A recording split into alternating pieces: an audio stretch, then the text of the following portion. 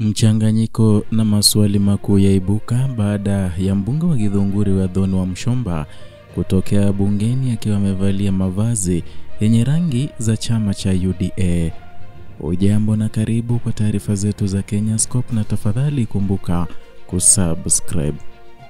Katika kikao cha bunge la kitaifa kilichofanyika Juni tarehe 19 mwaka huu, mbunge wa Githunguri wa Thoni wa Mchomba aliibuka mvutano mkali baada ya kuingia ndani ya ukumbi wa bunge akiwa amevalia mavazi ya rangi ya manjano, ambao ni rangi inayotambulika sana na chama tawala cha United Democratic Alliance mukipenda UDA. Tukio hilo lilisababisha mjadala mkali miongoni mwa wabunge, hasa upande wa upinzani waliodai kuwa hatua hiyo ilikiuka taratibu za mavazi ya wabunge ndani ya bunge. Wa Mchomba alionekana akiwa amevalia gauni la manjano lenye utepe mweusi kwenye shingo, mkufu wa manjano pamoja na viatu vya rangi hiyo hiyo.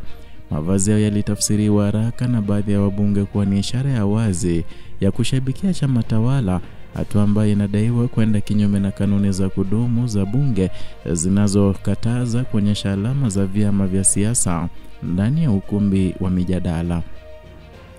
Mbunge wa Suba Kaskazini Millie Odhiambo aliinuka kwa hoja ya nidhamu na kuomba ufafanuzi kutoka kwa spika wa bunge Moses Wetangula kuhusu iwapo mavazi ya wa Mchomba yaliruhusiwa kikanuni.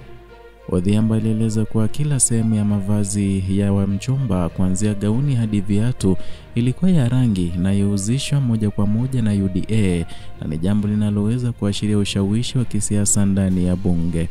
Hata hivyo, spika wa bunge Moses Wetangula alitupilia mbali hoja hii, akieleza kuwa hakuna marufuku yoyote ya moja kwa moja dhidi ya rangi fulani za mavazi kwa wabunge. Alisisitiza kuwa kinachokatazwa ni kuvaa mavazi yenye nembo rasmi au maandishi ya vyama vya siasa ndani ya ukumbi wa bunge. Aliongeza kuwa bunge halifanyi maamuzi kwa kuzingatia rangi ya mavazi, bali kwa msingi wa kanuni na maadili ya taasisi hiyo ya kutunga sheria. Upande wake wa Mchomba alionekana kujibu mashambulizi yao kwa kauli zenye kuashiria kuwa hoja dhidi yake ni ya kisiasa zaidi. Alidai kuwa alikuwa analengwa kimakusudi kwa sababu ya msimamo wake mkali dhidi ya baadhi ya vipengele kwa mswada wa fedha wa mwaka 2025 ambao ulikuwa tayari unajadiliwa kupita katika hatua za awali za bunge. Na katika hali ya kukunja jamvi la mdahalo huo, spika Wetangula alikumbusha kuwa mjadala kuhusu mswada wa fedha ulikuwa tayari umefika hitimisho, hivyo maelezo ya Mchomba kuhusu kusudio la kujadili hayakuwa na msingi tena ndani ya kikao hicho.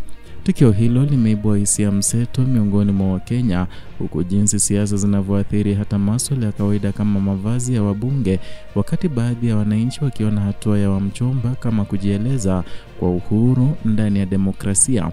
Wengine wameeleza wasiwasi kwamba ishara kama hizo zinaweza kutumiwa kuficha ajenda ya kisiasa ndani ya taasisi zinazopaswa kuwa huru.